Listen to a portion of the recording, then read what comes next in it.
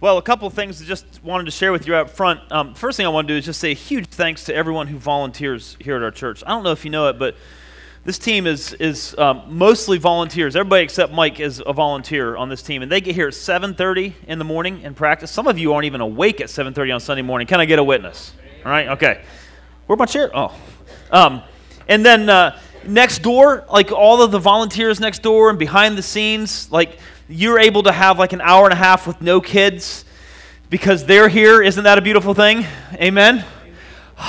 Right? And then when you walk in, you're able to get coffee because our volunteers here this morning. Thank you guys very much. And get here a little early this morning, prepare coffee for it. So just thank you to everybody, those of you who serve in the sound booth, and those of you who you prepare the building. Thank you so much for serving. You make Sunday morning such a beautiful thing, and it's wonderful. Now, one of the things I like to do from time to time is just give you a life hack, right? You know what a life hack is? It's kind of like a tip to make life easier. And so this has nothing to do with the sermon. It has nothing to do with God. It's just a little life hack that I want to give you. Chinese food cannot survive overnight in an 80-degree vehicle. There you go. I know that because I tried it yesterday. Got out my car this morning like, good God, this is terrible. So anyways, there you go. So last week, or 2 weeks ago actually, we took a break last week from Mother's Day. Isn't that cool? It's just a really cool way to honor our moms. And moms, we do love you. And so 2 weeks ago, we started this conversation called 5 Things That I Wish You Knew About My God. And let me just tell you a little bit about the genesis of this. So for the last 5 or 6 years, actually since we've moved here, I've learned a lot about people by simply listening. And I think all of this started was when we first moved here to Rock Hill. We decided, because we moved from the north, we said we don't even really know that Rock Hill that well, so let's rent a place until we figure out what Rock Hill is like. We'll figure out, where we are, where, our zone is, where our schools are, where we shop, proximity to the church and everything. And so we rented a house. Actually, when we first got here, we didn't even have a place. We rented a hotel, I think, for 2 weeks, and lived in a hotel with our stuff in a U-Haul. It was disastrous. We had 4 kids at that time and 1 hotel room, and almost had to quit ministry after that point. But we finally found a spot. We rented it, and as it turned out, we were actually a minority in the neighborhood. I'm used to being, surrounded by people that are like me. But at this point, we moved into our new house. We were a minority. Like, we were one of like a handful of white people in a neighborhood. And it was actually an incredible experience because what I learned to do was I made a lot of friends that didn't look like me. And it was an incredible experience, and God actually began a process in my heart of spending time with and listening to and hearing from people who don't look like me, who don't think like me, who don't believe like me, who don't act like me. And over the course of the last 6 years, I have learned a tremendous amount about people that I never would have learned had I not listened. So I've made a lot of friends that don't, again, look like, think like, act like, believe like me. And so recently, I've been spending, the last year, I've been actually intentionally making friends with and spending time with people who don't believe in God or don't believe about God like I do. It's one thing for me to sit in a room surrounded by people who believe in God and think like I do about God, but it's a completely other thing to put yourself in the environment where you might be the only person that believes in God. And it's another thing, actually, to try to expose yourself to thoughtful, smart people who don't believe in God. And so I've been making that effort to actually spend time with people who don't believe in God and yet are articulate and smart and able to present their ideas well. And so what I've been doing, actually, is going to them and saying, hey, listen, if I buy you lunch, would you just talk to me about what you believe about God? Would you talk to me about religion? What's your experience has been with the church? What you think about Christians? Would you do that? And the only catch was this. I'm not going to do any of the talking. I'm just going to do all the listening. And you'd be surprised how many people actually said, yes, I'll do that. I'll go to lunch and talk to you. And so this series actually flowed out of this idea. And it basically was if one of my friends were to say to me, hey, I'd like to buy you lunch and listen to you talk about your God, what would I say to them? So let me just ask you for a question. I know there's some of you in this room that don't believe in God, and I'm going to talk to you in just a second. But for those of you in this room that actually do believe in God, if you had a friend that came to you and said, hey, I'd like to buy you lunch if you'll just talk to me about your God, tell me about your God, what would you say to them? So this series is my effort to think through that And when I talk with you, I realize that there's, generally speaking, there's two groups of people. I know that's pretty general, but generally speaking, there's two groups of people in this room. Some of you might be on the other side of the table for this conversation. And so what I would do is if you and I were at lunch, I would encourage you to enjoy your sushi, because that's where we'd eat lunch. Red Bull, can I get a shout out? Right, okay. That's where we'd eat lunch. And I'd encourage you to give thought to what I want to say about my God, right? Remember, you invited me here, so, all right. Let's listen. If you don't believe in God, at least give me a chance to explain what I think about my God. And some of you might be sitting on this side of the table. You might be sitting on this side of the table actually getting ready to talk about your God. And so what I would say to you is, you may not agree with everything I say about God, and you may not agree with the order in which I say it, and you may not actually agree with the way I say it. But what I would encourage you to do is to begin thinking about and then come up with your own way to talk about your God with your friends. That's what I encourage you to do. And then I would urge you, listen, this is really, I'm going to challenge you to do this. Like, have this conversation with some friends of yours who don't know God. I'm going to show you how to do it. Ask your friends to tell you what they think about God, and then listen. Do not argue with them, and don't try to persuade them to change their minds. Just listen. This is a note that I sent to an acquaintance of mine. He's a man that I met at the gym. He's a big guy, and really smart. And he's I think it would be fair to say, aggressively skeptic. I see it through his Facebook posts. I see it through his Instagram posts. And it's not like we're buddies. The only time we've ever seen each other is in the gym. So I sent him this note. This is exactly what I sent to him on Facebook. I said, hey man, I've got a question here. Would you let me buy you lunch in exchange for an hour or so of your time in which you talk to me about your view of God and religion? This might sound odd, but actually I'm intrigued by thoughtful skeptics. I've seen a few of your posts, and you strike me as such a man, a thoughtful skeptic. I'm not sure that you know this, but I'm a pastor, among other things. Having said that, I promise not to make any effort to evangelize, proselytize, cast demons out, or give you a tract guaranteeing you a way to heaven. I genuinely want to know how you think. If you're up for this, give me some times in your favorite restaurant, and I'm in. Thanks, man. You know what he did? Well, the first thing he said, my favorite restaurant is Ruth Chris, and so, crap. But I talked him into Red Bull. And then we had a great lunch. Now, I will tell you this right away. When people meet me and they find out that I'm a pastor, they get weird. So I try not to let people know right off the cuff that I'm a pastor, because, just don't, I always think, don't judge me for being a pastor, and I won't judge you for being whatever you are, right? Just be who you are, and we'll be good with that. And, but, from time to time, people will find out that I'm a pastor, and so, we go from there. So I felt like I needed to tell them that. We had a great lunch. So I would encourage you to reach out to your friends who don't know God or don't believe in God, or maybe don't even believe like you. Maybe you're just completely different than you. Invite them to lunch, invite them to coffee, and ask them what they believe in God. Listen, don't preach. This is not the time. Don't try to evangelize. And for God's sake, don't pull out those stupid tracts. Just don't do that, okay? So 2 weeks ago, we started this conversation. I told you that if I were sitting across the table from someone, the first thing I would say is, look, I don't always understand my God. Like, he does things that I just don't always understand. It don't make sense to me. And if you missed that, I'd encourage you to go back. You can catch it online at our Facebook, church180.tv, or you can even go under, that's our website. You can go on our Facebook page, facebook.com/mychurch180, and you can catch the weekend review. We kind of do it in bullet points and a link to the sermon. If you can do that, I encourage you to do it. But the second thing that I would say to my friend who's sitting on the other side of the table would be this. Though I don't know everything about God, there's times that he does things I don't understand. What I do know is this. I can know some things about my God. There are some things that I can know about my God. Now, my guess is, as soon as I say that, my friend's going to lean in and say, don't put it up on the screen yet. What are they going to say? There are some things I can know about my God. My guess is they're going to lean in and say, how? Like, how?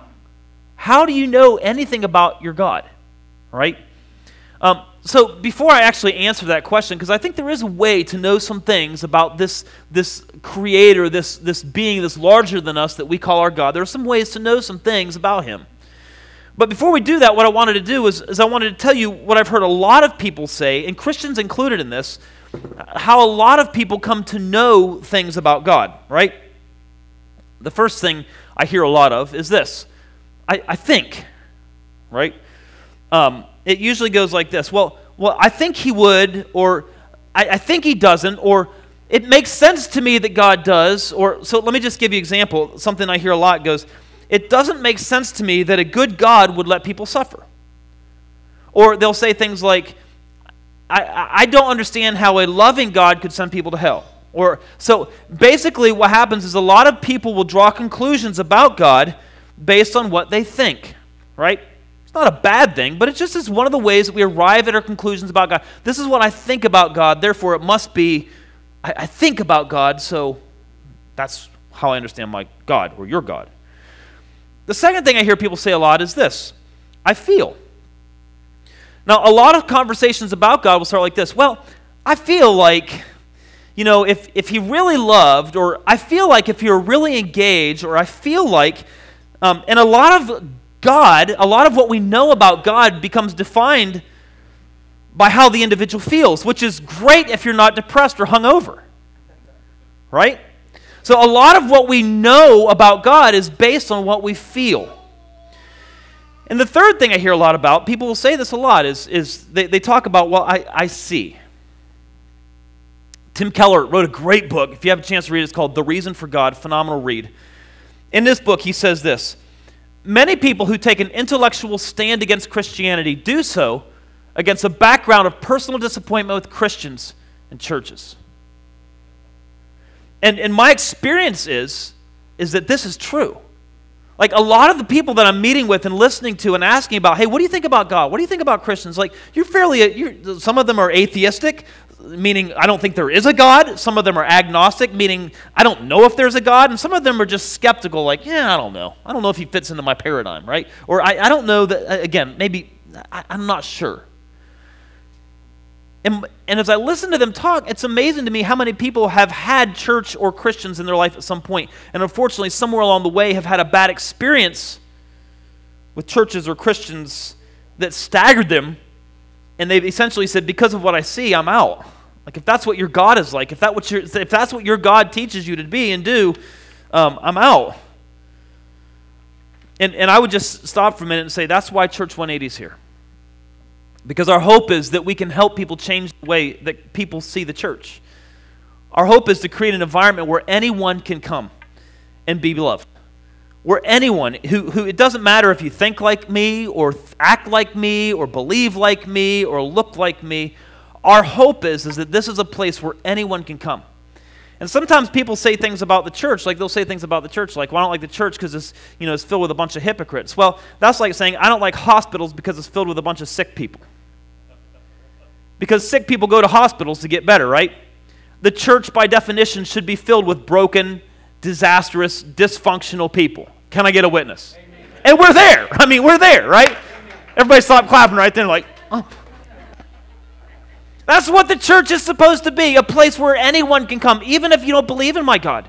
That you would be able to walk in. It doesn't matter. It doesn't matter how you think, what you smell like, how much money or how little money, what your sexual orientation is. None of that matters. This should be a safe environment where anyone and everyone can walk in and experience the love of Jesus. And my hope is, and my prayer is, and our expectation is that Church 180 will actually be a place where anyone can walk in and feel the love of Christ. Because that's what he would have us to be. Unfortunately, though, there are lots of religious and spiritual environments in which people have had bad experiences with the church or with Christians, and as a conclusion, have decided, if that's what God's like, I want nothing to do with him.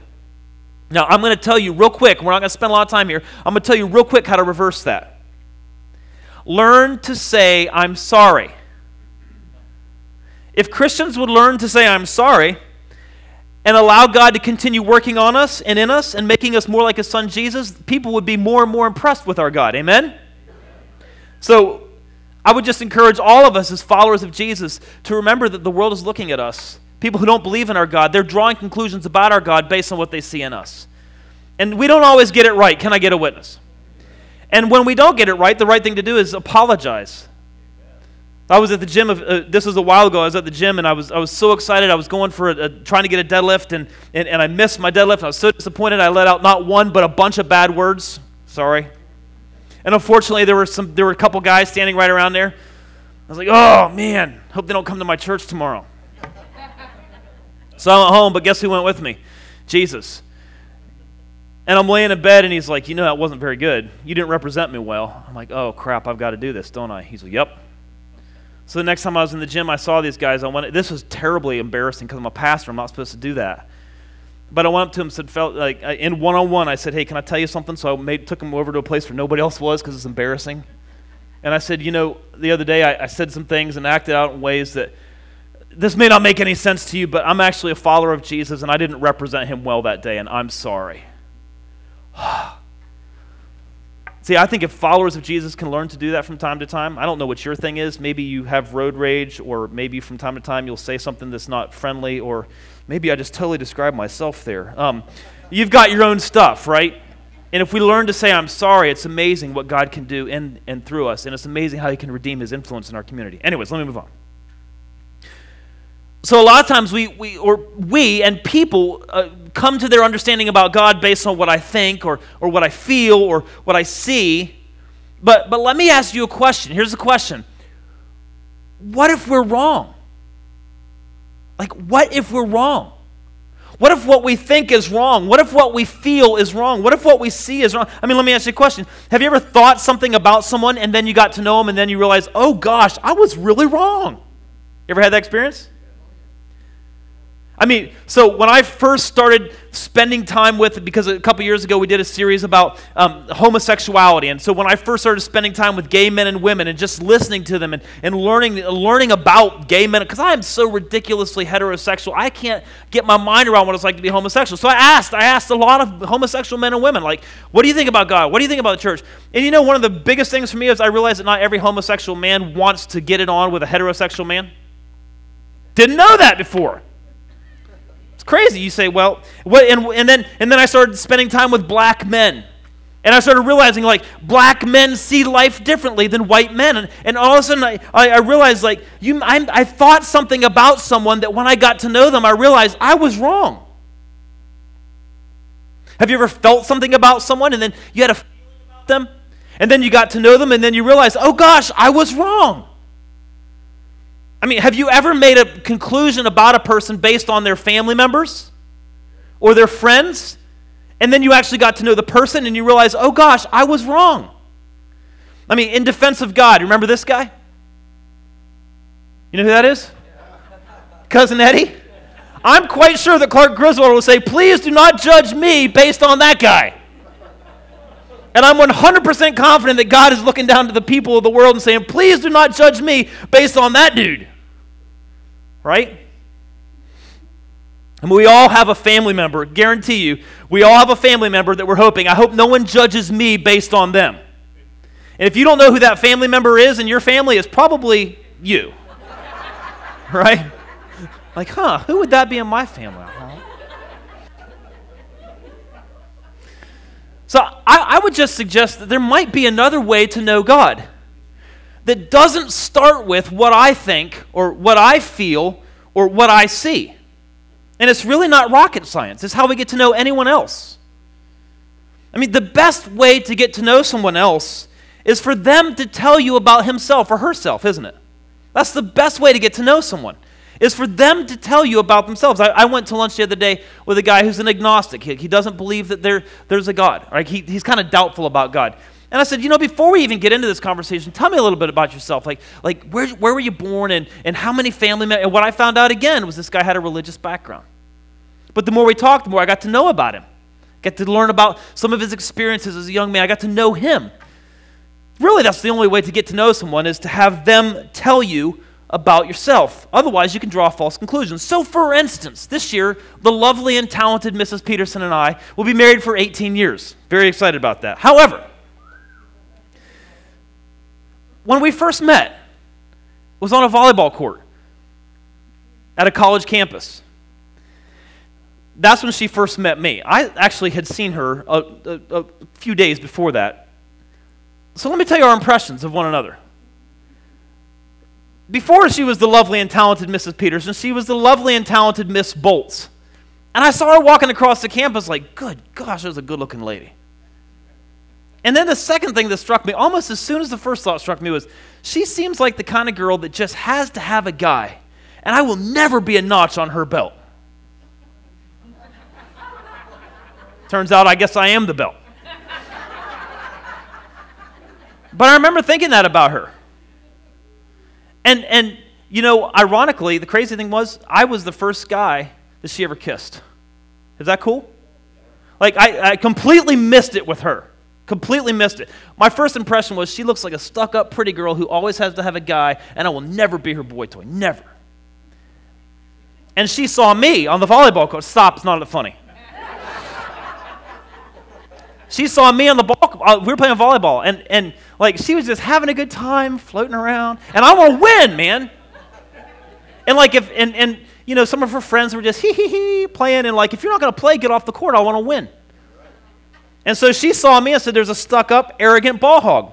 I don't like him." I don't know where to go from there. But that was our first impression of each other. But then we started talking, right? And she began to tell me some things about herself, and I began to tell her some things about myself. And we learned a lot of things about each other as we listened to one another, and the dynamic of our relationship changed. Next thing you know, bada bang, bada boom, there's 6 kids. We're living in Rock Hill, South Carolina. So what you think and feel and see right away may not actually be right. See, relationships with people and relationships with God actually work better when we listen to the other party before making conclusions. So, the question is, how do I know God? How do I know anything about God? Well, here's the thing.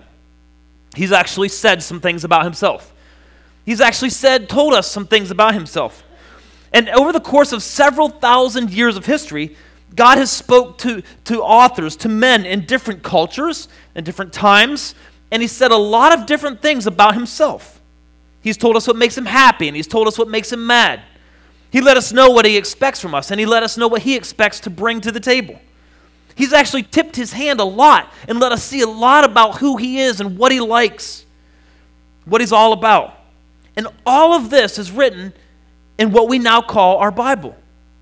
Now, I have a lot of friends who are skeptical about the Bible.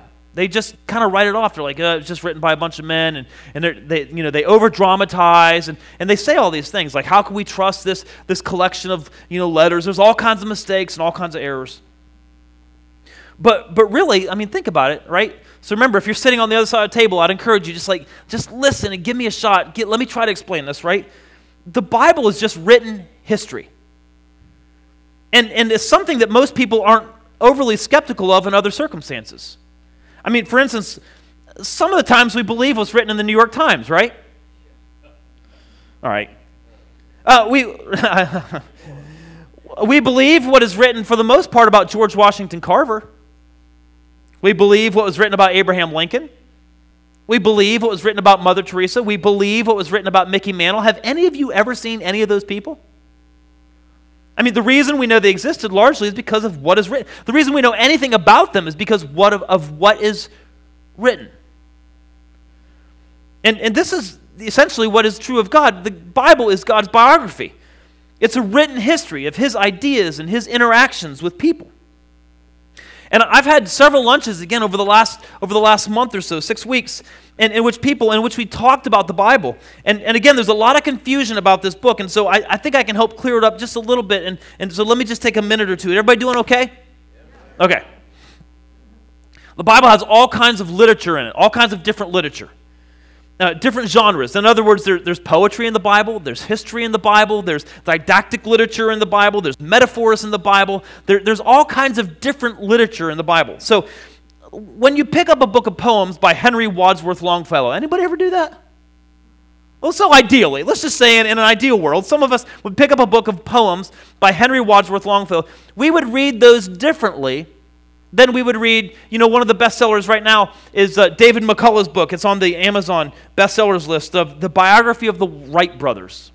We would read a book of poems differently than we would read a biography of the Wright brothers, wouldn't we? We would read an instruction manual differently than we would read a comic book, right?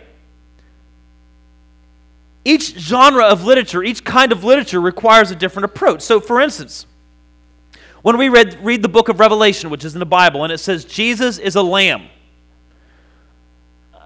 the assumption is that we would understand that this is a metaphor. Otherwise, we're going to get to heaven and see Jesus is not a sheep, and we'll be, oh crap, I'm so disappointed. See, there are some things we understand about certain genres of literature, like when I read a poem and it talks about Jesus being a lamb, I understand that he's not literally a lamb, it's a metaphor. But unfortunately, sometimes the problem is that too often when people read the scriptures, they don't take into consideration the genre. They don't take into consideration the culture in which it was written. And they misinterpret and misapply, and we end up with a weird and distorted view of God. We do him this incredible disservice by not simply understanding that in this book, there are different genres of literature. There's poems, and there's wisdom literature, there's metaphors, and there's analogies, there's didactics, and there's all kinds of different literatures that we would read differently if they were separate kinds of books. I would simply say to you about the Bible that is written history, which when properly read, tells us a lot about God. Like he essentially says, I have a lot to tell you about me, and I've done it, and just read it right. Read it right. And so I think that a lot of misunderstanding about the Bible, a lot of misunderstanding about our God can be cleared up with a little bit of research. Now, here's the good news. You do that all the time anyways. I mean, how many times have you grabbed your phone in the middle of a conversation to Google something? Right? You know what that's called? Research. Research. Like you have a question and you're like, wait a minute, I'm going to solve this argument right now. I was in an argument the other day with somebody about the meaning of a word. They grabbed their phone and totally proved me wrong on the phone. They did a little bit of research. And all I'm saying is we do research all the time anyways. A little bit of research will answer a lot of questions that you have about the Bible. Will answer a lot of questions that you have about the book in which God tells us a lot about himself. I mean, we have things available to us called commentaries, where it's really, really smart men or really, really smart women have spent tremendous amounts of time studying and researching and seeking to answer questions that a lot of us have about the things that we find in the Bible. I would encourage you just to research those so that you can understand more about this being that we call our God. Now, I'll just tell you that one resource that I personally find helpful on a regular basis is BibleGateway.com.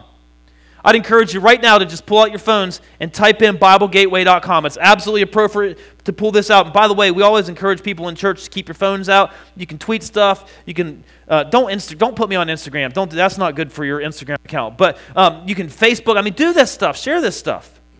BibleGateway.com. So I can know a lot of things about God because he said a lot of things about himself in the Bible. But to me, when I'm sitting with my friend, I just had lunch this week with a guy, and he said, how do you know this is the right way? How do you know this is the right God? There's so many different gods. How do you know this is the right way? For me, it all comes down to one person. The best way to know anything about my God is to understand Jesus. That's the easiest and simplest, and for me, it's the thing on which my faith rides. Now, there's a letter in the Bible. It was written to a bunch of Jewish Christians, and it's called the letter to the Hebrews. And it starts like this. Hebrews chapter 1, it says this. Long ago, God spoke many times in many ways to our ancestors through the prophets. Now we have all those ways, all those times, like the things that were spoken to the ancestors and the prophets. Those are things that were written and were collected and are now in our Bible as the Old Testament. All right? So, but now in these final days, he has spoken to us through his Son. So before Jesus, there was lots of things that God said about himself. They were spoken to men. They wrote them down. They were collected and put together in the Old Testament. Jesus came along then. And you know what Jesus consistently said about the Old Testament, about all those things that were written? He said that's God's revelation to us. That's God telling us about himself. So Jesus looked at the Old Testament and said, that's solid. That's God's ideas. That's what God is all about, right? Now, the Hebrew writer said, the Son reflects God's own glory, and everything about him represents God. Say it. Exactly. You want to know anything about God? Look at Jesus. Right? That's huge. Later on, the Apostle Paul said it even more precisely. Look at what he said. Christ is the visible image of the invisible God. So, he basically said, look, if you want to know some things about God, look at Jesus. Everything that Jesus did and said is what God is all about. I was thinking about this morning. I thought, it probably wouldn't even be a bad idea to encourage people who don't know anything about my God or who don't believe in my God to watch a movie about Jesus. right? I mean, it may not be a red letter version, right? It may not be the version of the Bible that you're comfortable with. But I'm telling you, if we can begin to help people understand Jesus, they'll understand God better. I mean, everything that Jesus did and said is what God is all about. For instance, I know that Jesus loves children and he's angry about hypocrites. So God must be too. I know that Jesus loves people who don't fit in, and he hates when the religious system monetizes his love, and therefore I know that God must too. I know that Jesus has high expectations, and yet he's incredibly merciful, and therefore I know that God must be too. So for me, when I'm talking with my friends who don't believe in my God or who don't know about my God, it comes down to this. Everything I believe about my God is based on one person and one question. You ready for this? Everybody awake? Because this is important. The person is Jesus. Everything I believe about my God comes down to one person, is Jesus. And one question is this: was he resurrected from the dead?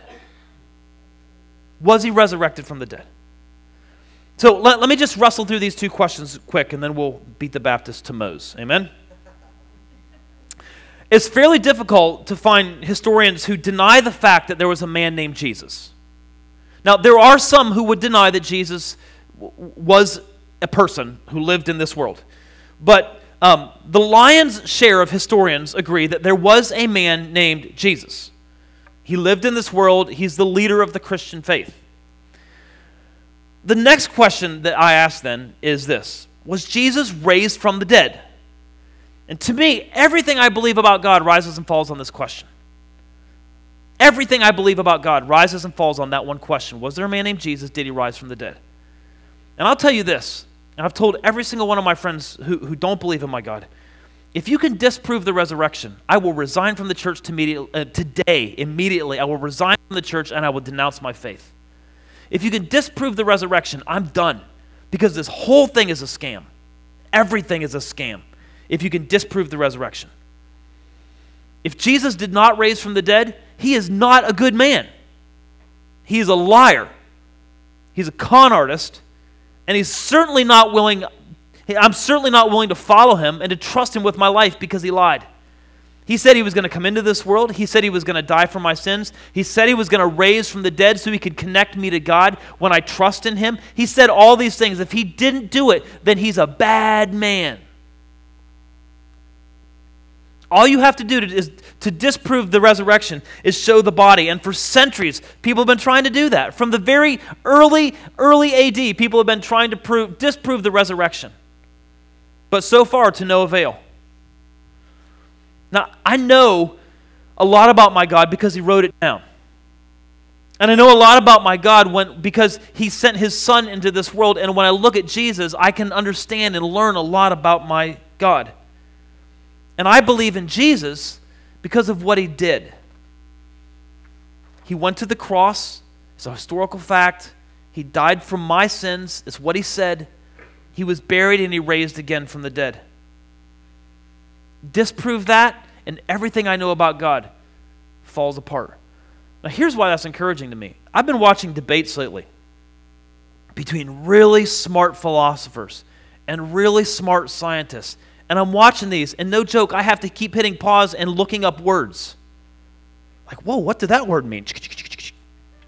Like, they're so smart. And I'm getting ready in a couple weeks to have a lunch with a guy.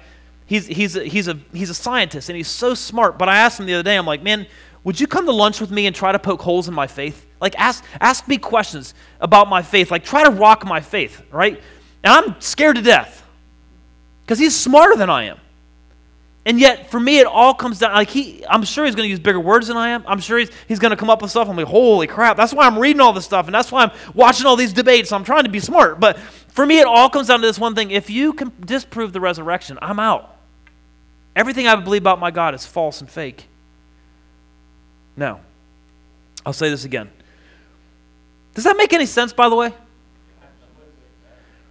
I mean, there are lots of things that I don't understand about my God. But the few things that I do understand make me want to learn more about him and make me think that he's actually worthy of trusting and lining up behind. And to me, that's worth talking about with my friends and my family. And you know what's crazy to me is that We find a video on YouTube or Facebook, what do? Share. Find a deal at Harris Teeter Earth Fair, what do? We tell our friends. We find a gym that we like, or a church that we like, or a golf course that we like. You know what we do? This is a phone, by the way. We tell our friends. And I've actually discovered a few things about my God, and what I'm finding is that He's worth sharing with my family and friends. Now, like we said last week, you ready? Like, I don't always understand Him, but there's lots of things in my life that I regularly enjoy that I don't fully understand. I don't fully understand microwaves, but good gosh, I'm glad for them when my coffee is cold. I don't understand Wi-Fi, but sure I'm glad I have it. I don't understand love, but my gosh, it's great. Right? So here's what I want to do today. All of you who actually, if you're in this room and you don't believe in my God, I would just encourage you to do a little bit of research. Like to lean in and begin asking questions. And I would encourage you to start with the man Jesus. Start there. Who is He? Was He real? Did He come into this world? Did He live a real life? Did He die? Was He resurrected? Because if He did all those things, that's a great place to start your search for God. Because the Bible said, and Jesus Himself said, I and the Father, me and God, we're one. That's a great place to start your search. And then I would say, if you're here today and you do know God, I'd encourage you to start thinking about how you would share God with your friends. And then begin planning to take someone to coffee or begin planning to take someone for lunch. And we'll be praying for one another as we do this. And please pray for me when I meet with my scientist buddy, because I don't want to get smoked. Now, here's what I want to challenge you to do, and we're going to go home. I want to challenge you to learn something about God this week. And then post it on our Facebook page so we can all learn together. All right, here's our Facebook page, facebook.com/mychurch180. All right, if that's too much for you to remember, just Google mychurch180 and it'll pop up. Just Google mychurch180, it'll pop up. All right. And then to help you learn some things about God, I would just encourage you to use the resource that I mentioned earlier this morning. That's BibleGateway.com. There's Bibles there. There's commentaries there. A commentary is simply a book that makes comments on the Bible, right? I'd encourage you to use that. Now, our team's getting ready. They're going to come up and help us wrap up today. My experience with my God has been that He is near. He makes a practice of being near to us. And there are times where I feel Him close, and there are times where I don't feel Him close. But what I know is that He has said He will be near, and I've learned that when I believe that and trust that, it's a game changer for me. And so for this series, we've actually chosen a song that says it. We've said this is our theme song, and the song is I'm Not Alone. And so as our team is coming, I'm going to say some things to God today. I'm going to call that prayer. I'm going to pray to God. And then I want us all to say some things to God as we sing some songs. So, Father, first of all, I would just like to thank You for being good enough to reveal Yourself to us. You've told us a lot of things about Yourself. You've showed us a lot of things about Yourself through Jesus. And then I would like to ask Your forgiveness, God, because I, as well as probably others in this room, have at points in our life drawn conclusions about You that were wrong based on what we think or what we feel or what we've seen. I pray, God, as we move forward, that we would base our conclusions about You based on what You say and on what You've shown us through Jesus. You're available to be known. And our experience is that when we know You, it's a good thing. You forgive us of our sins. You love us better than anyone ever could. You strengthen us. You call us to adventure. You call us to grand things. And God, I pray this morning that we'll press into that we'll believe in You, that we'll seek after You. And I pray that every man and every woman in this church this morning would take this challenge seriously. To this week seek to learn something about God. To seek to know something new about God. Whether or not we believe in Him, God. Maybe someone in this room this week will begin to seek and to seek to know You, and will actually identify, Lord, and begin a relationship with You through faith in Jesus. Father, thank You for being available to us. We're going to say these words to You, Lord. They are words of hope and trust, that wherever we are on our journey of life, that we are not alone, because my God, our God, is with us. In Jesus' name we give you praise. Amen.